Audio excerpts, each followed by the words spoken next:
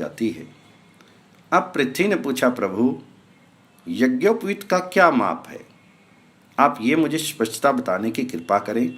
तो भगवान वराह कहते हैं, वरवर्णी, अब मैं यज्ञोपवीत की विधि बताता हूँ, सुनो।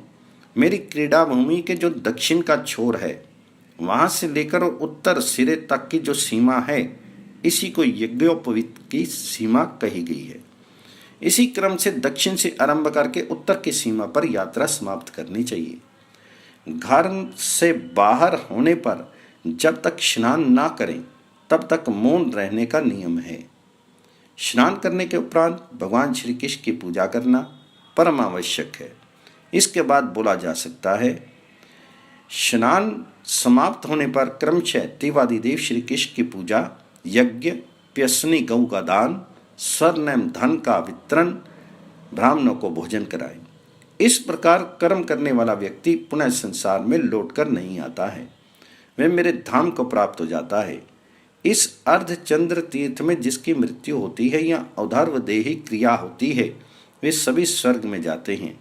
इस तीर्थ में पुरुष की हड्डियां जब तक रहती हैं तब तक वह स्वर्गलोक में प्रतिष्ठित होता है। अधिक क्या, यदि यहाँ गधे का भी शीश जला दिया जाए तो वह भी विष्णु का रूप धारण कर सकता है।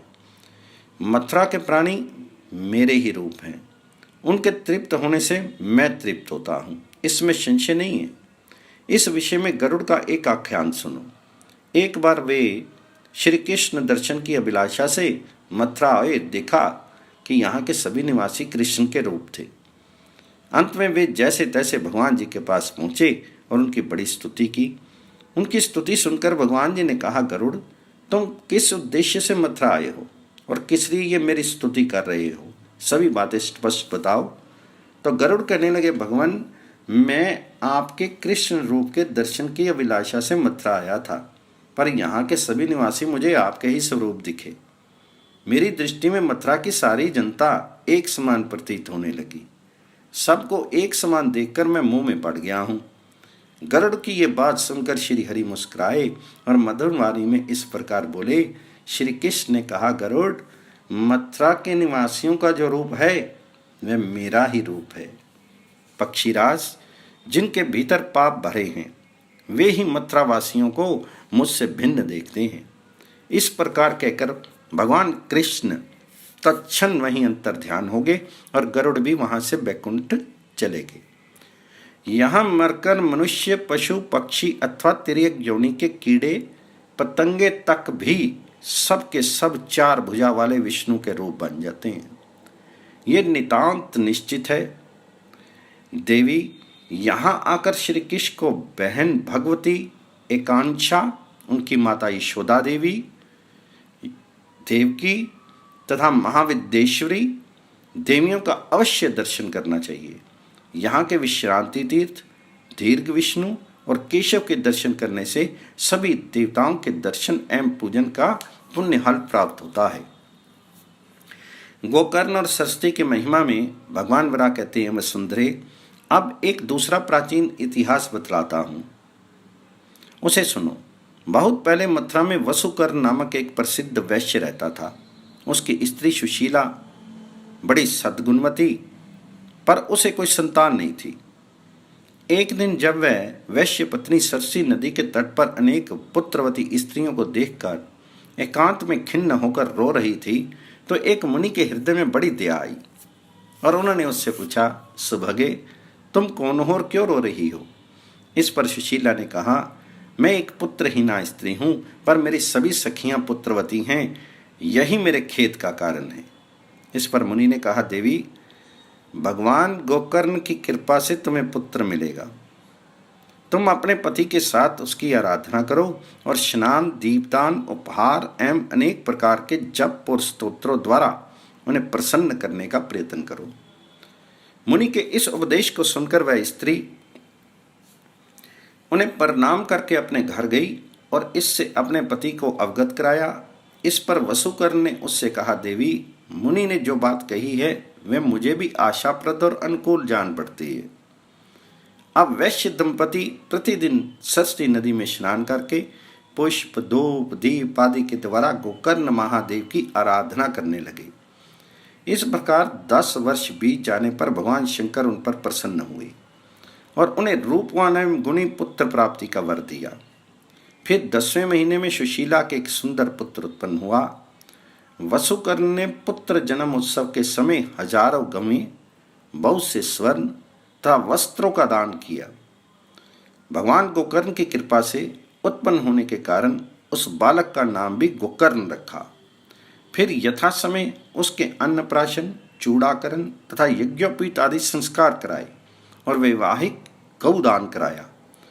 अब वसुकर्ण का अधिकांश समय भगवान जी की पूजा उपासना आदि में बीतने लगा।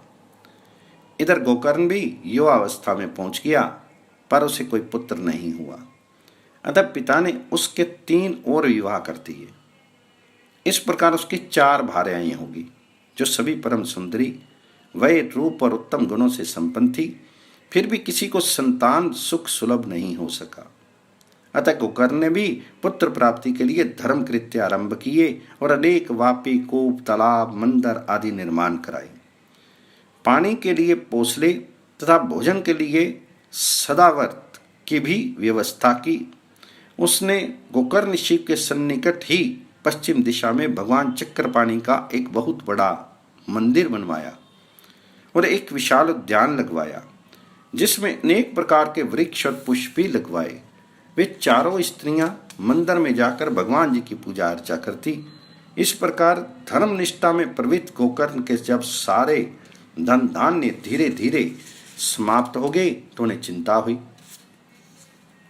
ये सोचकर कि अब महान कष्ट का समय उपस्थित हो गया, क्योंकि माता पिता तथा आश्रित परिवार के भोजन की व्यवस्था मुझ पर निर्भर है और धन के बिना ये कार्य सुकर नहीं। उसने पुनः व्यापार करने के लिए मन में निश्चय किया और कुछ सहायकों को साथ लेकर मथुरा मंडल से बाहर गया और कुछ क्रय विक्रय की सामग्री लेकर वह अपने घर आया। एक दिन वह थोड़े विश्राम की इच्छा से पास के एक पर्वत की चोटी पर गया, जहां बहुत सी सुंदर कंदराएं थी। वहां जब वह इधर उधर घूम रहा था कि उसकी दृष्टि एक अनुपम स्थान पर पड़ी, जो स्वच्छ जल से संपन्न था। वहां फल वाले वृक्षों और सुगंधित लता पुष्पों की भी भरमार थी। एक जगह 2 पहाड़ों की संधि में माला की तरह गोलाकार रिक्त स्थान पड़ा था। वहीं उसे ऐसा शब्द सुनाई पड़ा मानो कोई अतिथि के स्वागत के लिए बुला रहा हो। इतने में उसकी दृष्टि एक तोते पर पड़ी, जो एक पिंजरे में बैठा था। जब गोकर्ण उसके सामने पहुंचा तो उस सुग्गे ने कहा, पांत, कृपा आप अपने साथियों सहित पधारें, इस उत्तम आसन पर बैठें और पाद्य, अर्घ्य, फल फूल स्वीकार करें। अभी मेरे माता पिता यहाँ आकर आप सबका विशेष रूप से स्वागत करेंगे। कारण जो ग्रस्त आए हुए अतिथि का स्वागत नहीं करता, उसके पितर निश्चय ही नरक में जाते हैं, और जो अतिथियों का सम्मान करते हैं उन्हें अनंत फल तक स्वर्ग में आनंद भोगने का अवसर मिलता है। जिस गृहस्थ के घर अतिथि आकर निराश लौट जाता है, वे अपना पाप उस गृहस्थ को देकर उसका पुण्य लेकर चला जाता है। अतः गृहस्थ आश्रमी को चाहिए कि वह सब प्रकार से प्रयत्न करके अतिथि का स्वागत करे। अतिथि समय पर आया हो या असमय में, वह भगवान विष्णु के समान ही पूजा का पात्र है। इस पर गोकर्ण ने तोते से पूछा, प्राण के रहस्य को जानने वाले तुम कौन हो? वह मनुष्य धन्य है जिसके पास तुम निवास करते हो। इस पर उस तोते ने अपना पूर्व इतिहास बताना प्रारंभ किया।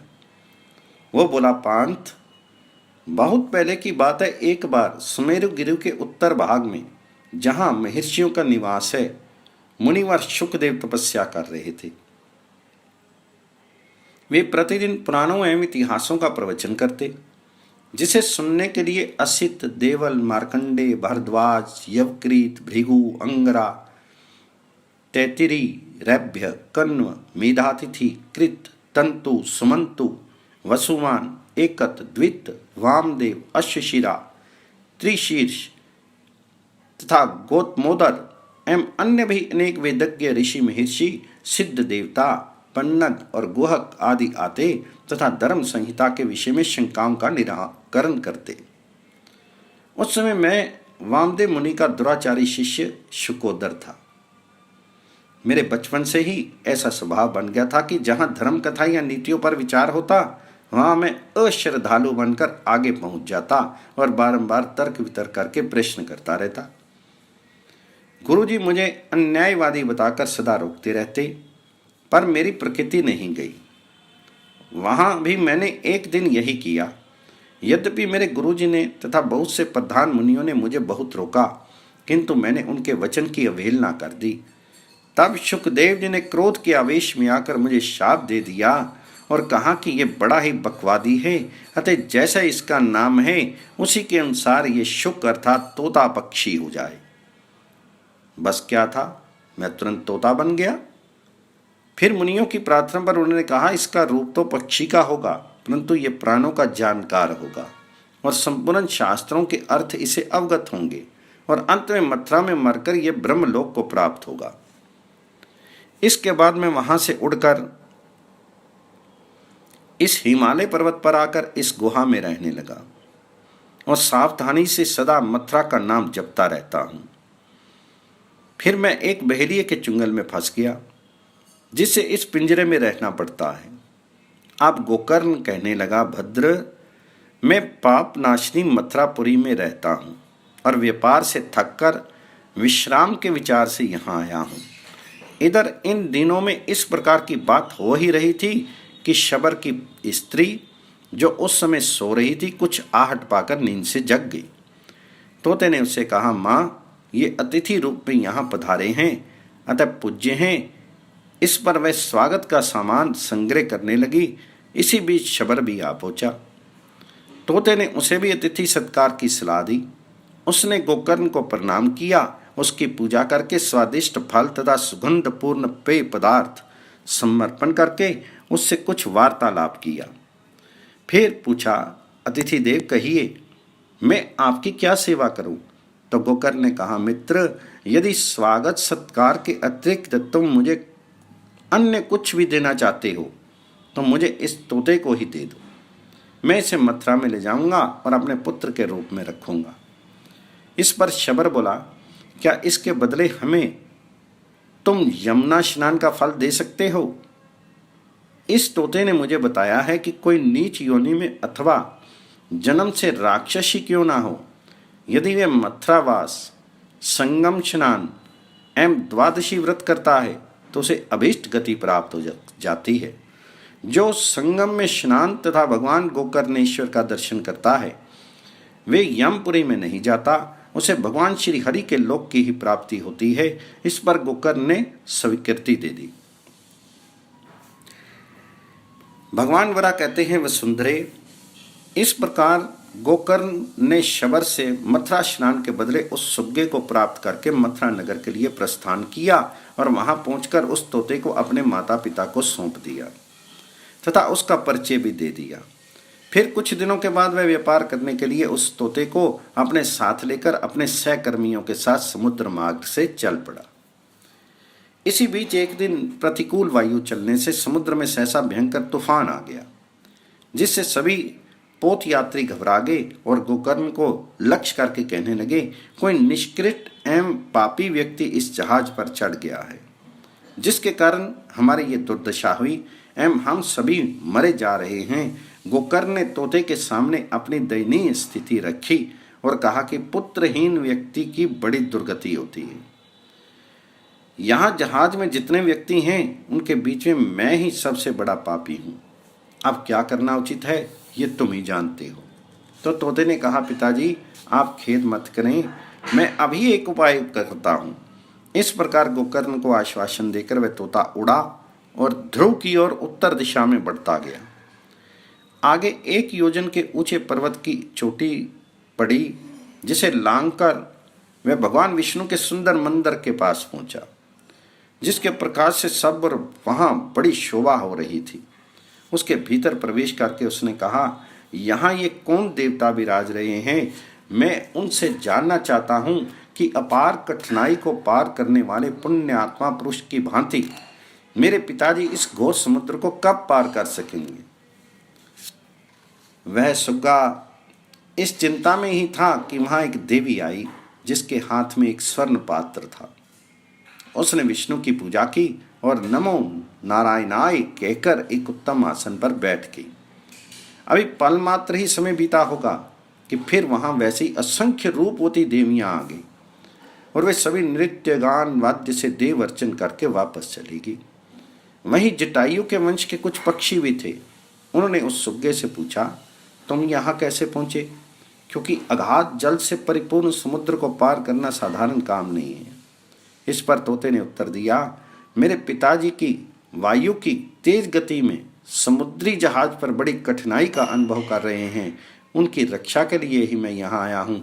आप लोग कुछ प्रयत्न करें जिससे वे सुखी हो सकें। पक्षीगण बोले, जिस मार्ग से हम चले तुम उसका अनुसरण करो।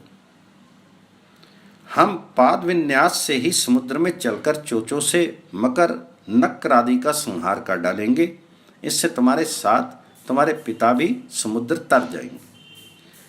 अब वह तोता उन पक्षियों के पीछे पीछे चलता हुआ गोकर्ण के पास पहुंचा और उनके प्रयास से गोकर्ण समुद्र से बाहर निकल गया। वहां पहुंचकर वह उसी देव मंदिर के सामने गया जहां कमलों से शोभित एक सरोवर था, जिसकी सीढ़ियां मणियों और रत्नों से बनी थी। गोकर्ण ने उस सरोवर में स्नान करके देवताओं तथा पितरों का तर्पण किया। फिर मंदिर में जाकर भगवान केशव की आराधना करके वह प्रभूत रत्नों द्वारा संपन्न उस पंचायतन मंदिर में तोते के साथ एक और छिप गया। इतने में ही वे देवियां जिन्होंने पहले उस मंदिर में देव अर्चन किया था वहीं पुनः आ गई और देव पूजन करने लगी। फिर उनमें से एक प्रधान देवी ने कहा, सखियों, ब्रह्म में निष्ठा रखने वाले गोकर्ण के खाने के लिए दिव्य फल और पीने के लिए उत्तम जल प्रदान करो, जिससे 3 महीने तक उसकी तृप्ति बनी रहे एवं इसके शोक मोह तथा पाप भी नष्ट हो जाएं। इस पर उन देवियों ने सब कुछ वैसा ही कर गोकर्ण से कहा, तुम निश्चिंत एवं निर्भय होकर इस स्वर्ग के समान सुखदायी स्थान में तब तक निवास करो जब तक तुम्हारा काम सिद्ध ना हो जाए। और फिर वे वहां से चली गई। अब गोकर्ण वहां इस प्रकार रहने लगा मानो मथुरापुरी में ही हो। कुछ समय के पश्चात उसका जहाज भी संयोगवश किनारे लग गया। अब इधर जहाज पर के उसके साथी उसे ना देखकर परस्पर कहने लगे, पता नहीं गोकर्ण कहाँ चला गया, वे मर गया, जल में डूब गया अथवा किसी जीव ने उसे खा लिया। हो सकता है लज्जा के कारण वह समुद्र में डूब गया हो। अब हम लोगों का यही कर्तव्य है कि उसके पिता के सामने हम ही पुत्र रूप में रहें।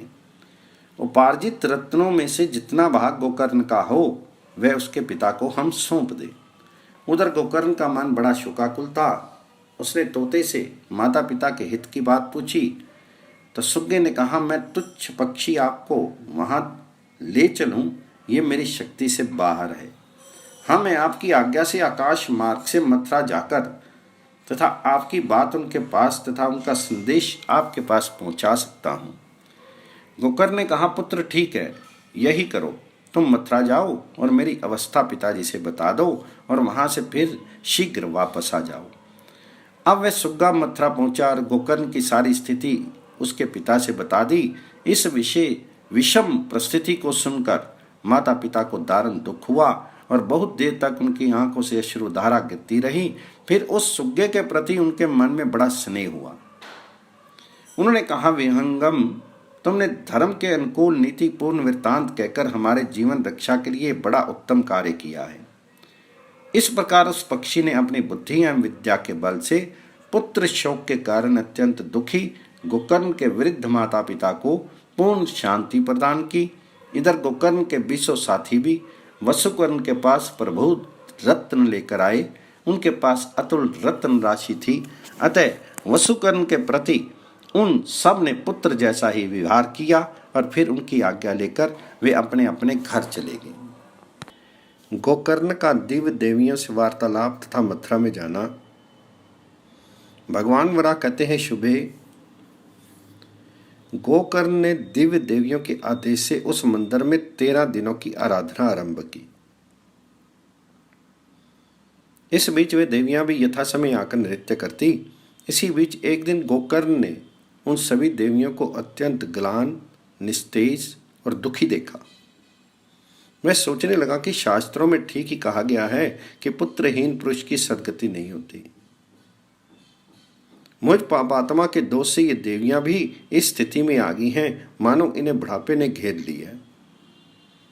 फिर साहस करके उसने उनसे उदास होने का कारण पूछा। इस पर उन देवियों ने कहा, महाभाग, ये बात पूछने योग्य नहीं है। सभी कार्यों में काल आत्मा उस देव का ही हाथ है।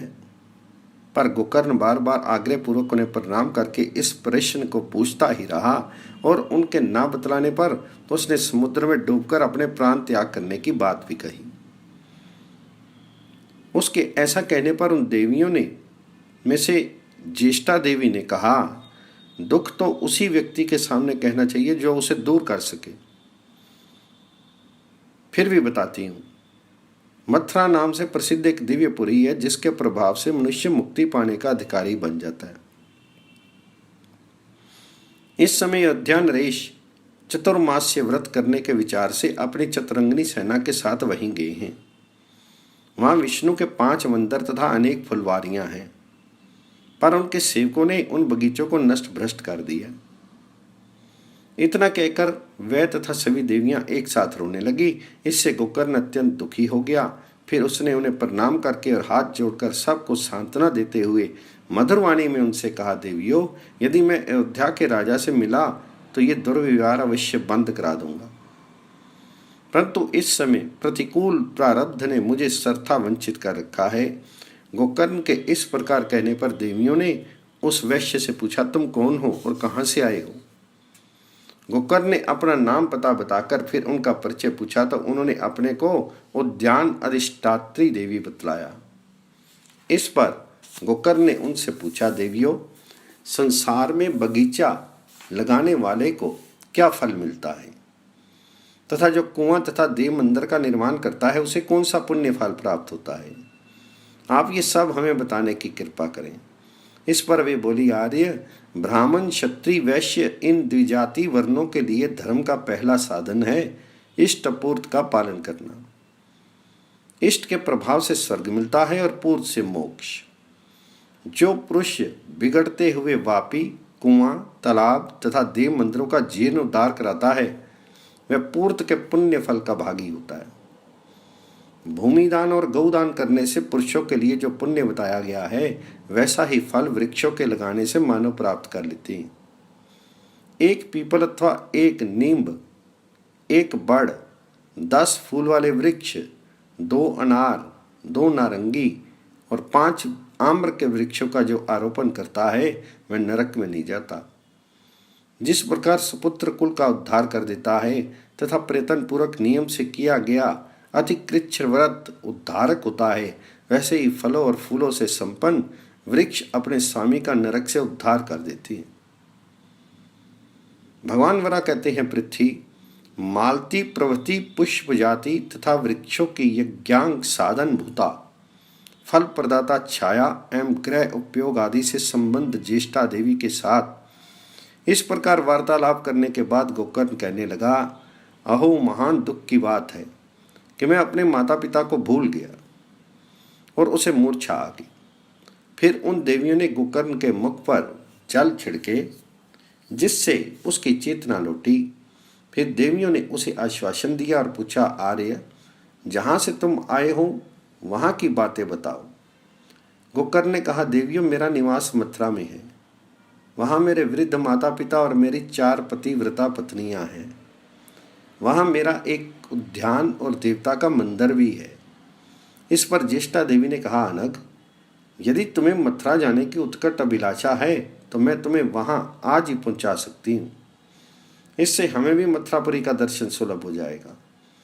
तुम इस सुंदर विमान पर अभी बैठो और इन दिव्य रत्नाभूषणों तथा फलों को भी साथ ले लो। अब गोकर्ण विमान पर बैठा और भगवान श्री हरि को नमस्कार तथा देवियों का अभिवादन कर मथुरा के लिए प्रस्थित हुआ एवं वहां पहुंचकर उसने अयोध्या के राजा को वे रत्न, फल, फूल समर्पण किए। वहां गोकर्ण को आया देखकर राजा के मन में अपार आनंद हुआ। उसने उसे अपने आसन पर ऐसे बिठाया मानो किसी रत्नदाता धनी व्यक्ति को आसन दे रहा हो और बड़ा प्यार किया। अब गोकर्ण ने राजा से कहा, थोड़ी देर के लिए आप इस स्थान से बाहर चलें। अभी मैं एक आश्चर्य में दृश्य दिखलाऊंगा और आपसे कुछ निवेदन भी करूंगा। इसका प्रारब्ध हो जाने पर वे सभी देवियां भी विमान से वहां आ गई। सभी बात ज्ञात होने पर राजा ने अपनी सेना मथुरा से अयोध्या वापस कर और गोकर्ण को बारंबार धन्यवाद देकर उनकी प्रशंसा करके उसे इच्छा अनुसार वर दिया। देवियां भी गोकर्ण से तुम्हारा कल्याण हो ये कहकर दिव्य लोक में चली गई। अयोध्या नरेश ने गोकर्ण को बहुत से गांव, अमूल्य वस्त्र, हाथी घोड़े तथा अन्य अपार धन भी दिए। बाग बगीचे लगाना परम धर्म है, इससे आश्चर्य में महान फल की प्राप्ति होती है। ये सुनकर उस नरेश ने अन्य उद्यानों के आरोपण की भी व्यवस्था कर दी। भगवान वरा कहते हैं वसुंधरे, गोकर्ण न्याय का पालन करते हुए अब मथुरा में निवास करने लगा। उसने घर पहुंचकर अपने माता पिता के चरण कमलों में सिर झुकाकर प्रणाम किया। उस तोते ने भी गोकर्ण के माता पिता और चारों सहधर्मिणियों का अपने वैभव एवं शक्ति के अनुसार सम्मान करके उनकी पूजा की। मथुरा में निवास करने वाली प्रजा को बाग लगाने की प्रेरणा दी। फिर गोकर्ण ने एक यज्ञ आरंभ किया और ब्राह्मणों को उत्तम भोज्य एवं अन्य बहुत से दान दिए। तोते को हृदय से लगाकर भली भांति उसने देखा और गदगद होकर कहने लगा, ये ऐसा जीव है जिसकी कृपा से मुझे जीवन, सद्धर्म तथा उत्तम गति की प्राप्ति हुई है। गोकर्ण ने मथुरा में एक मंदिर बनवाया और उसका नाम सुकेश्वर मंदिर रखा। उसमें सुकेश्वर के नाम से एक प्रतिमा भी स्थापित की और एक अन्न वितरण करने की संस्था भी खोल दी। उसमें 200 ब्राह्मणों को भोजन के लिए प्रतिदिन अन्न बंटने लगा। गोकर्ण ने उस संस्था का नाम शुक सत्र रख दिया। उस स्थान पर जिसकी मृत्यु होती है वह मुक्त हो जाता है। अंत में वह सुग्गावी विचित्र विमान पर चढ़कर स्वर्गलोक में चला गया। फिर शबर की कृपा से गोकर्ण को वह तोता प्राप्त हुआ था। उसका उद्धार होने के लिए गोकर्ण ने त्रिवेणी स्नान का फल अर्पण कर दिया। अतः वह शबर अपनी पत्नी सहित स्वर्ग गया। शकोदर के साथ ही वे सभी दिव्य विमान पर विराजमान होकर स्वर्ग गए। इस प्रकार मैंने तुमसे मथुरा के सरस्वती संगम में स्नान का, गोकर्णेश्वर शिव के दर्शन का, गोकर्ण नामक वैश्य की अविनाशी संतान का तथा उसके सुख भोग और मुक्ति लाभ का वर्णन करता